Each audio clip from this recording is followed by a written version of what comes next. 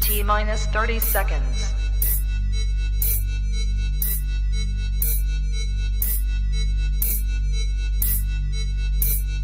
T minus 20 seconds.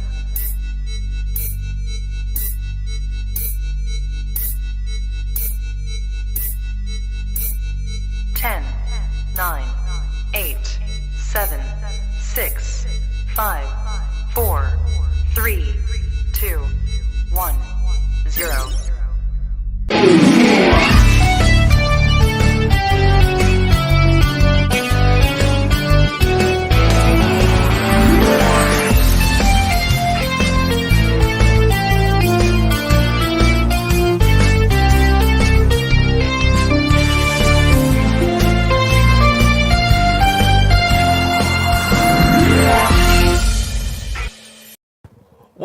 Very good evening to each and every one of you joining me, Miss Belinda Scandal, for your Manchester with the very, very gorgeous Carol Ann Whitehead. How the heck are you, Flower? You're so good to me. Yes, I'm fabulous. Thank you very much. I forgot the letters after your name, didn't you, and everything? Yeah, FRSAGGA.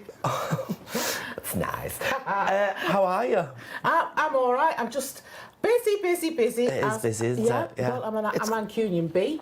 You're Mancunian B, so you're busy. Yeah. I get what you're doing there, yeah. I'm a Mancunian B, so I like a lot of honey. Oh, yes. I must just tell you, everybody, we have had an eventful day today. We've been at it again all day, everybody. We've been doing bits of interviews that you'll see throughout the show today. But we have come across a brand new venue that's just opened. Now, they've got one already on Hilton Street, and I've been in there many a time because they do the best smashed avocado. Let me tell you now, the best poached eggs, you cannot go wrong. Can't go wrong. But it's called Ezra and Gill, everybody, and they've just opened a brand new, wonderful venue in a place called Peter Street. So it's got all the same feel that you get from the one at the Hilton, Hilton Street. But this one, it's just so comfy, it's so bijou. They've got massive, gorgeous spotlights. And it's steeped in history, this place where they've opened. It used to be a LGBT bar, or a gay bar, if you like, back in the 70s, called Royale. Well, so I want to make a connection. Oh, here we go. It must be near the old Discotheque Royale. And also connected... Opposite side of the road, yeah. Yeah. And the Free Trade Hall. Yeah, exactly that. Exactly. All what you've just said there. And it's just stunning place. And I want everybody to go down there to sample their coffee because it's got a little bit more about it. Now, on tonight's show, everybody, we have got a wonderful lineup for you. In just a second, we're going to be speaking to Misty Chance about, well, she's a Cheshire grinning cat. Is she? She's a Cheshire grinning cat. What's she up to, the minx? Oh, very good. Minx cat. Yeah. Okay. Also, tonight, everybody, we are speaking to a lovely, lovely lady called Maddison Firth. Now, she's starring in hit musical Heathers at the moment. And if that's not enough, you've got a couple of guests as well, because, of course, this is the start of that wonderful month known as Black History Month, everybody. Yeah, who have we got on? Black History Month UK. So we've got a spectacular bouncy. He's like Tigger, I think. Young man called Abs Abbey. Everyone knows him. It's Abs. He's all over the interweb. Lovely. Who else we got? We've got Abba Graham as well, Executive Director of Stockport Race Equality Partnership. So do not move a muscle, everybody. Make sure you stay with us. We're going to enjoy a lovely coffee from Ezra and Gill throughout this show. But in the meantime, let's hook up with drag legend, everybody, of Manchester's Village and actually all over the world. Yes. She's travelled. I tell you, she's very travelled. She is well She's got more stamps in her book than a stamp collector, that one. I tell you, she has. And she's here right now for you. It's the one and only Misty Chance. Welcome, Misty. How are you? Hello. Can you hear me? That's the main thing. We can hear you. No. You're sounding great and looking fantastic. Oh, cool. I wasn't expecting that to work. Look, I've got these little earpod things in. I don't know. Oh, very don't good. Do technology. They're working. And they match your hair as well. Now, you're all dressed up, ready for a wonderful evening because you're doing your quiz tonight. Is that right? Yeah, it starts in about 20 minutes, I think. Something like that. Marvellous. Wow. And that's at the Goose, isn't it? On Bloom Street. Goose on Bloom Street in the Gay Village, Manchester. Now, we know that you do a lot within Canal Street, but actually you've flown your wings ever so slightly now by taking part in a wonderful production. You're playing the Cheshire Cat in this production. Tell us all about it. It's in conjunction with some friends of yours, actually, Hope Mill Theatre, on behalf of Fever UK Productions. are doing currently a version of Alice in Wonderland, which is the Mad Hatter's Gin Party. And I'm playing the Cheshire Cat. And how do you go about getting into character for that then? Well, so yeah, this is a show. This show's been everywhere. It's been LA, London, all these different places, Glasgow, I think.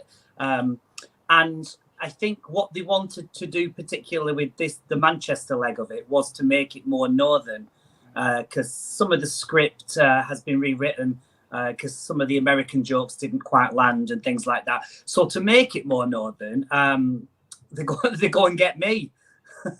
Proper northern bird. So to be honest, the brief really was to be northern. So I've got to say it's not much of a stretch of acting prowess, to be honest with you. So is the story very, very close to the Alice in Wonderland books that were written then? There's a lot of references. To be honest, it's been years since I've seen Alice in Wonderland. So I went and watched both versions. Both the Tim Burton one and the original Disney cartoon. But there's been many, many versions throughout the years. We do get a lot of Alice fans that are really entrenched in that fandom. So there's a lot of references to, some of the characters that aren't actually appearing in this show, like the Caterpillar and Mock Turtle and things, and the Caucus Race and all those camp things from Alice, yeah. Yeah, it sounds phenomenal. So what do people experience when they come to this night? Because it sounds so much more than just a play. It is. It's one of these newfangled immersive theatre sort of experiences. So you get specialist and designer gins throughout the performance. And I have to do a massive shout out to Kevin, who plays the Hatter. Not just the Hatter, but it also plays the Hare and the Dormouse as well, who's absolutely phenomenal. You would actually believe that he's actually mad.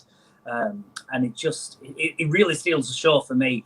So we perform in and around the people, and we follow the story and the narrative, and we explain what to do with these gin products that they receive on the table. There's lots of fun. There's games involved, like drawing sort of games and quizzy type things revolving around the world of Alice in Wonderland. It's bonkers. From the moment you walk in, it runs at about an hour, to be honest. Right. And then we have a next wave of people, and we do 4 shows on a Saturday, one after the other. So it's absolutely bonkers. It's surreal, actually. When I read the script, I thought, how does this work?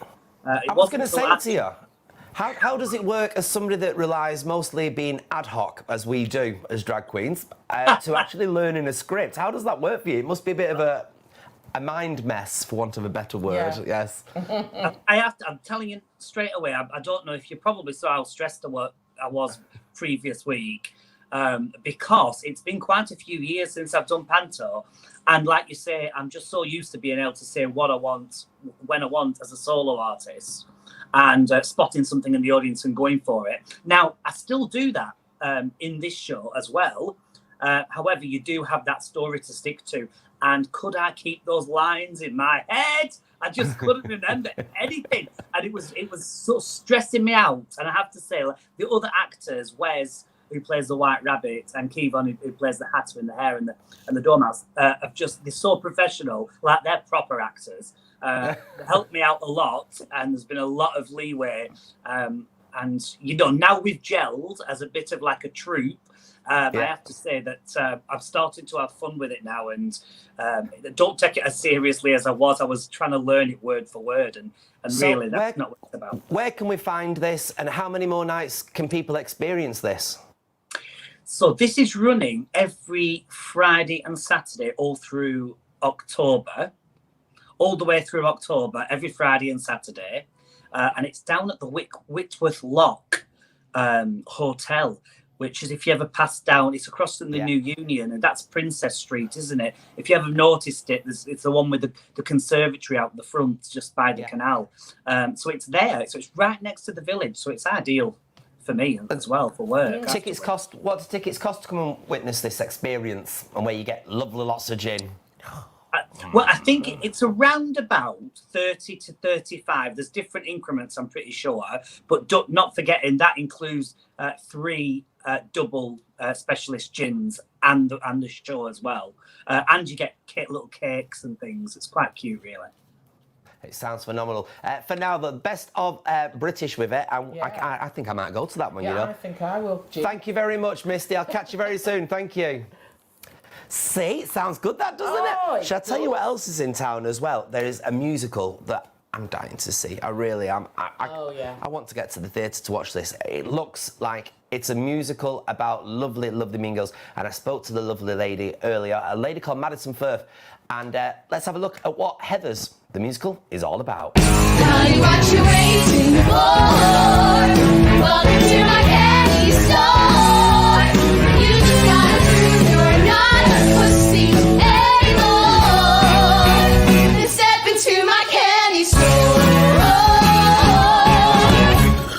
Tonight I'm yours. I'm a dead girl. Get on all fours, kiss this dead girl.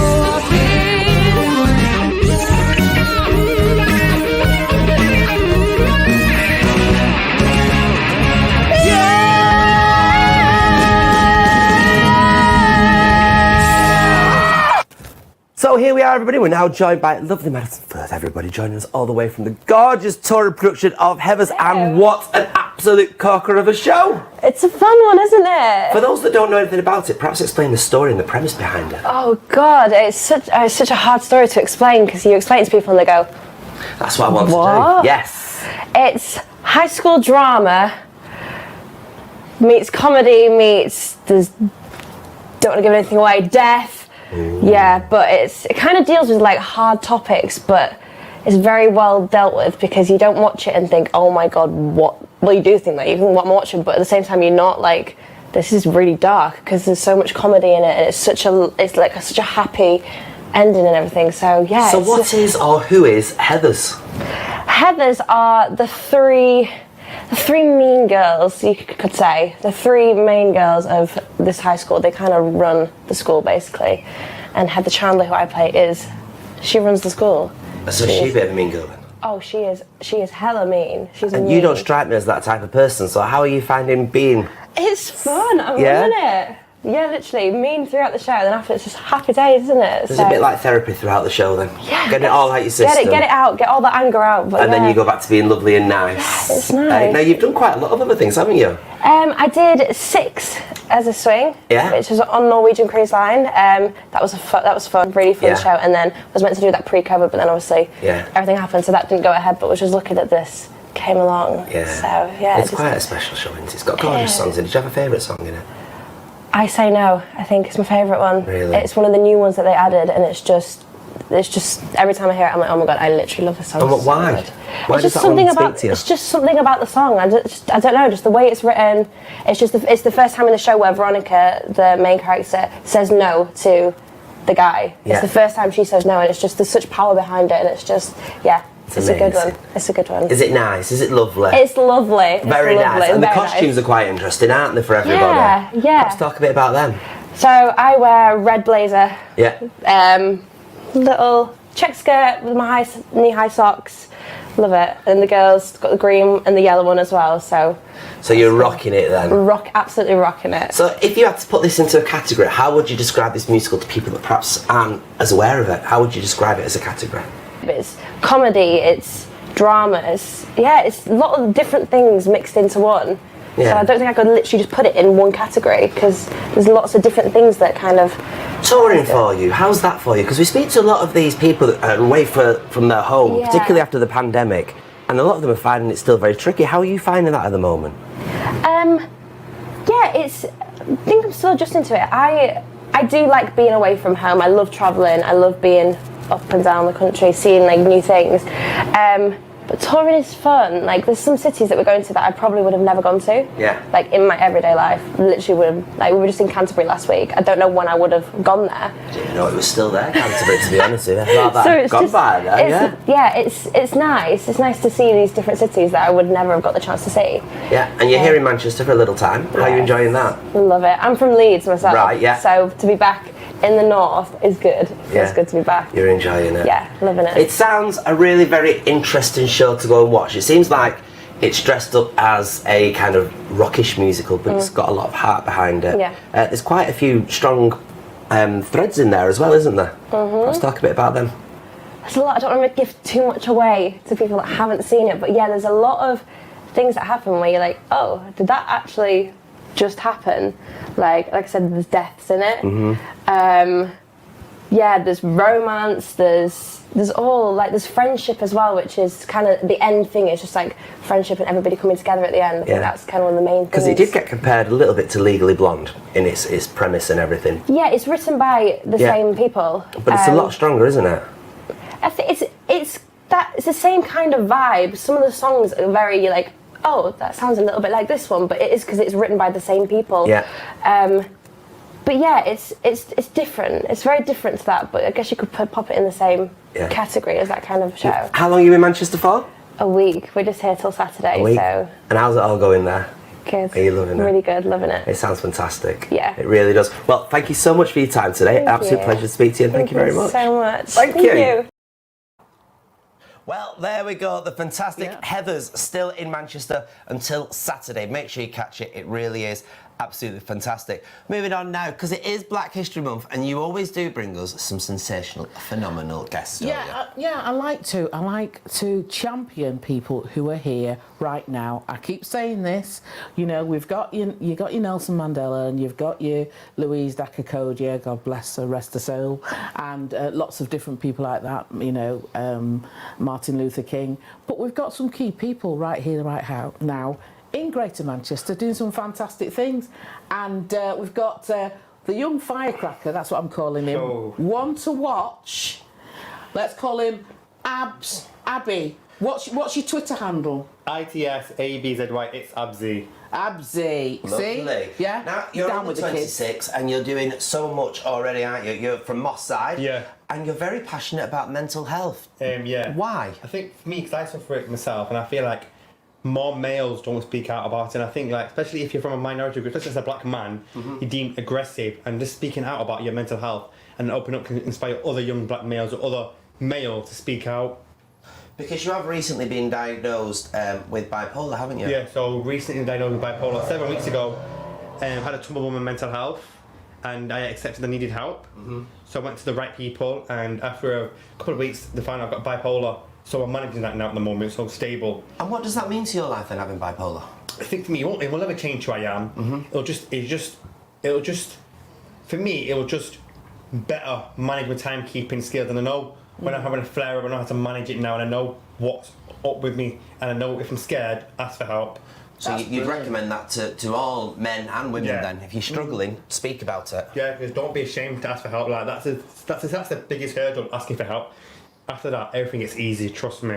Do you know what I like as well is you've been doing some interviews because you're at university. Yeah. You're at University Academy 92. You're in 92, yeah. Yeah. Is it Gary Neville? Yeah, Gary Neville. He is the legend. Yeah, what a legend. So that's fine. He got city champion the other day, an award. Now you talk to your students, so you have you do little mini interviews. Yeah.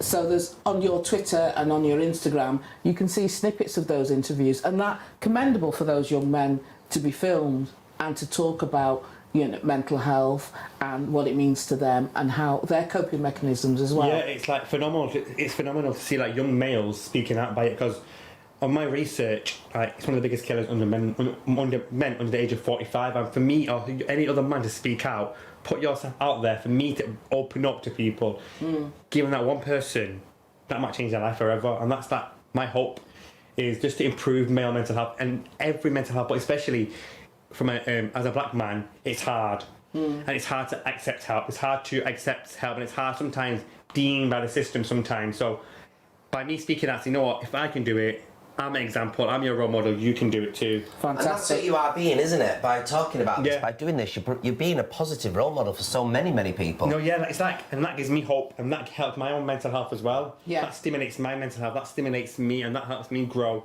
And it helps me find my own flaws as well, and they help me in a way. It's like therapy, it's like talking therapy basically. Yeah. But we're talking to each other, and we're both helping each other out, no matter what age you are.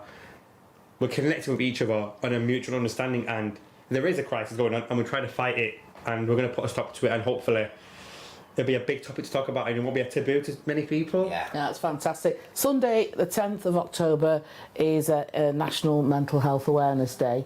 So, you know, we'll put something out on about that and what you said as well. But this interview's great. But you're an interviewer yourself. Are you feeling like, oh, you want to dive in? You want to ask me questions? I want to ask you guys questions. I'm like, oh, Abs, hold back. Because normally I'm the one that's been doing the interviews. So now I'm in the hot seat. I'm like, I know how hard it is for people in the hot seat. I'm like, oh gosh, it is hard. So it's refreshing actually to have the roles reversed. Because normally it's me doing it. It's kind of nice to get interviewed myself, because I didn't really think of that as a thing. It's like, oh, actually, it is quite nice. Who's the most famous person you've interviewed?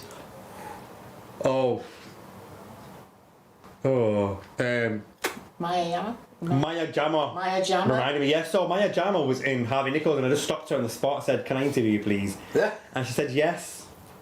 And that is really, really good. Maya Jama. That's your pinned tweet, isn't it? Yes, it is my pinned tweet. You remember research? Yeah. Oh, yes, most definitely. And what I want to wrap through to is, I want to say congratulations, sir, because you are a finalist of the Junior Chamber of Commerce Manchester Young Talent Awards. I know, I can't believe it. It's a phenomenal achievement to be a finalist, shortlisted. It's just incredible, and I'm not doing it just for me. I'm doing it for everybody out there who has struggled, who has fought. Because the last 2 years have been hard for everyone. This is for everyone who has struggled, and you know what? And we're winners already. Yeah. You're Abzadi, thank you so much for coming in today. Really I love it. It's nice to meet. I love it. I'm not gonna lie, it was amazing. I wish I could be here all day. Oh, bless you. Bless you. It's nice. Have it. I'm sure you'd look better doing it. I really honestly think you would. We have got a marvellous load of guest studs coming your way this evening. But for now, if you are staying in, check out what's on the box. Hi, I'm Hayley and welcome to this week's On The Box. How's everyone doing? Now, I've recently started watching a series called Glow. It's absolutely hilarious and it centres around characters and gimmicks of a 1980s syndicated women's professional wrestling circuit. I also started watching a new series over on Amazon Prime. There are individual episodes, they're all different stories, and each one stars a well-known actor. They're sci-fi, and the one that really stood out for me was the one in which Helen Mirren stars. I mean, Helen for me is a massive masterclass in acting, and I could not take my eyes off the screen. Now, as it's October, just October, it is time for horrors and thrillers. That's what I think, and that's my excuse because it's October. Now, I've recently finished the series Midnight Mass. That's on Netflix, and that plot centres on an isolated island community that experiences supernatural events after the arrival of a mysterious priest. There's also a film currently on Amazon called Shelter. It's just a few years old now and it stars Julianne Moore. I'm not going to tell you anything about it because it will spoil it for you, but do watch it if you haven't seen it. It is a horror, but it's not a gruesome horror. It's just the perfect type of horror for me. Now that's it from me. I shall catch you next time. Take care and remember, stronger together. Bye.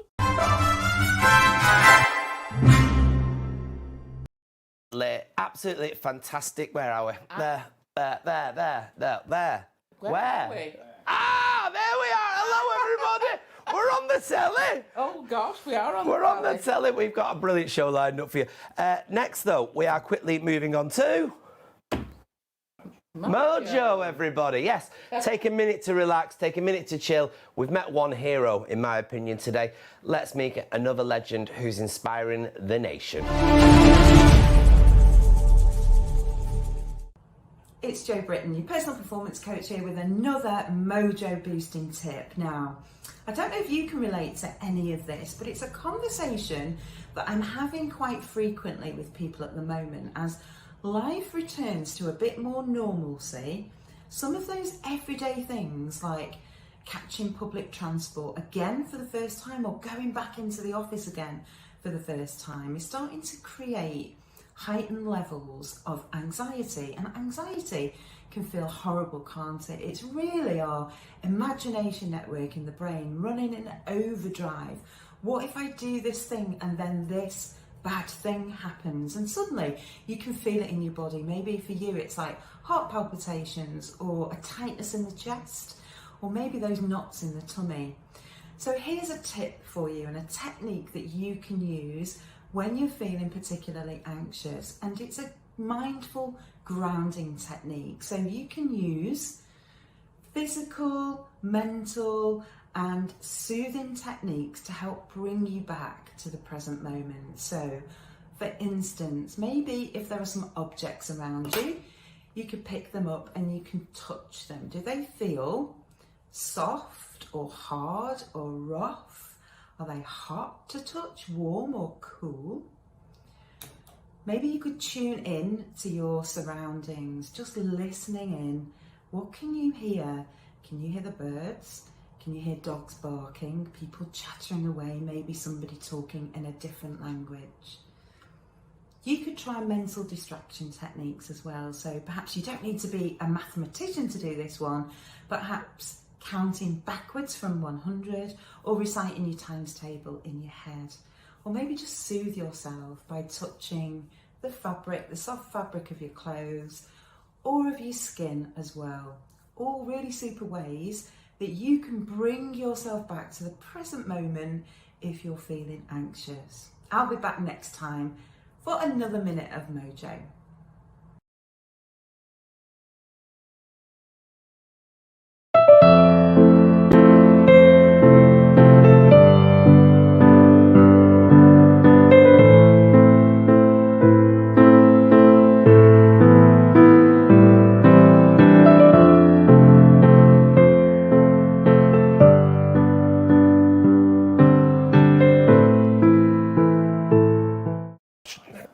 Okay then, so our final guest tonight is Abba Graham. Now, she's Executive Director, Stockport Race Equality Partnership as well. Welcome, welcome, welcome. How are you? I'm okay. Just coming cough out. It up, love. Cough Yeah. it up. Right? Love it. Thank you so much for joining us. This Yes, lady here indeed. sings your praises every time I see Oh, her. bless Morning, it. noon and night. And why is that then? Do you know what? ABBA is really selfless. There's a lot of people out there that do things for the for the recognition. ABBA has been doing this for over 25 years. Community champion. Do you know what she did through the lockdown? She was it the first food bank and a food delivery for culturally appropriate food. So let's say if you were African, let's say from Nigeria or from the Caribbean, like Jamaica, the food was specific for those people who couldn't get out or make their own food, made it so that it was... Why was that so important for you to do, Abba? What we learned was there's a lot of the communities that I work with are quite deprived and don't have much money. Now, It's still on. Can you hear me? Yes, we can hear you fine, yeah. Okay, so they don't have much money, and the thing is that like most communities that are marginalized, but the difference here is this: there's a massive correlation between food and mental health, mental well-being. And if you don't have money, but you have something from your palate, where you originated from, it makes you feel good. It makes you feel. It puts you in a good place. And we wanted, because of the experience of COVID and all of that, we wanted people, yes, you might not have money, but eat your food, eat good food. The second part of that is to actually take away waste, because what happened was a lot of this community that we serve go to the generic food banks, and they're welcomed, and it's good. But a lot of the stuff that they get is tin food that they're not accustomed to. So because they obviously appreciate and polite, they would take it and then put it in cupboards. And so they don't use it. So that is waste in itself. So we wanted to stop that waste as well, because we know that other people need those food that they put in cupboards. So it was all of those that that we thought about, and then we decided that we needed to do this, and it's turned out absolutely brilliantly. It's still ongoing, and it's just getting bigger and bigger. It's sustainable then. Yeah, what we do with that, well, one of the things that we recognize is that food is a bottomless pit, if you like. So we didn't want to just be giving food all the time. So what we now do, we use it as a mechanism for learning them how to do budgeting and planning, and also teaching them how to eat the generic food in the locality, but cook it with a bit of, extra spice or whatever. So beans on toast with cayenne pepper. Yeah, something like that. Yeah.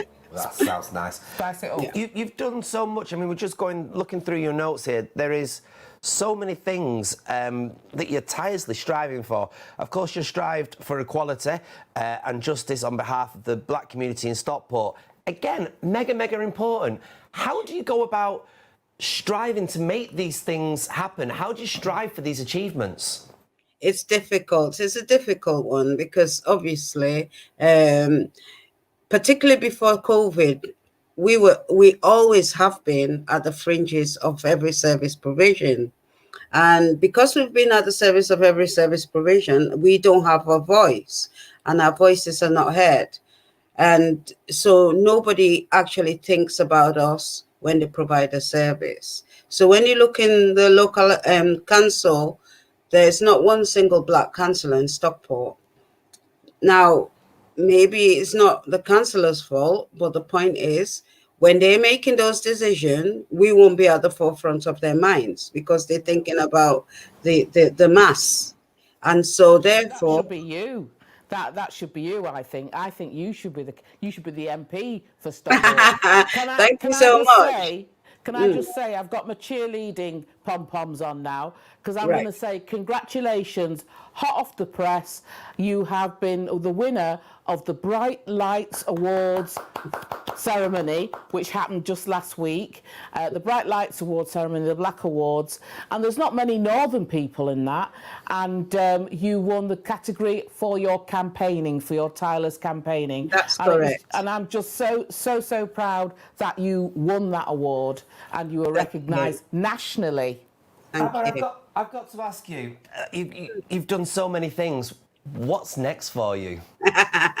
What's next? We strive because the work is yet to be done. So as much as I'm campaigning for the ethnic diverse community, I'm campaigning for inequality so that we can develop a transition to equity. So that means I campaign for every single area that there's inequality, and that fight is still on, and it's on big time. Ahead of you. Abba, thank you so much for joining us. I could speak to you for hours. You are a legend, so thank you very, very much. Abba Graham there, everybody. Yeah, fantastic. Legend! She's an absolute legend. I'll tell you what else is a legend. What? The rain. In Manchester. I hope it gets better. There's one man who can tell us whether the weather is going to improve or not. It's time to hand over to Paul Rudd. Hello my lovely weather watchers, and welcome to this week's weather forecast with me, Paul Rudd. And I'm here at St George's Park today, here on top of the River Beal, and it's absolutely beautiful here. The sun is on and off and it's been raining today. Will it be raining this week? Let's hope not. Here's this week's weather for Manchester. Thursday is looking cloudy with the temperatures of 18. Friday is looking cloudy with the temperatures of 17.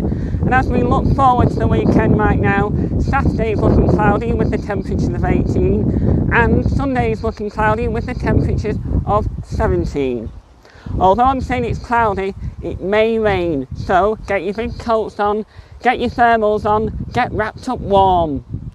And it's time to hand over back to the studio for this week's amazing episode of Your Manchester. You filled our show with legends today, Carol Ann. Thank you. I love him. Have you had a good day? I've had a good day. That weather, the braids are coming back. Oh, are they coming back? Oh, the weatherproof. Weatherproof. Yeah. You want some good inset for your hair, love. Mine never moves. Oh, yes, I know. I know it does. I think mine's because it's formed out of loft insulation, to be honest with you. I really have.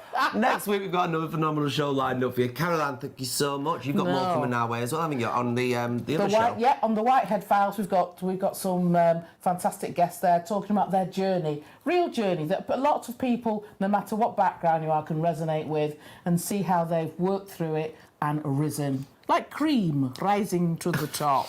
Yes, well, quite fond of cream. Anyway, join us all this time next week for another fantastic show only on Your Manchester.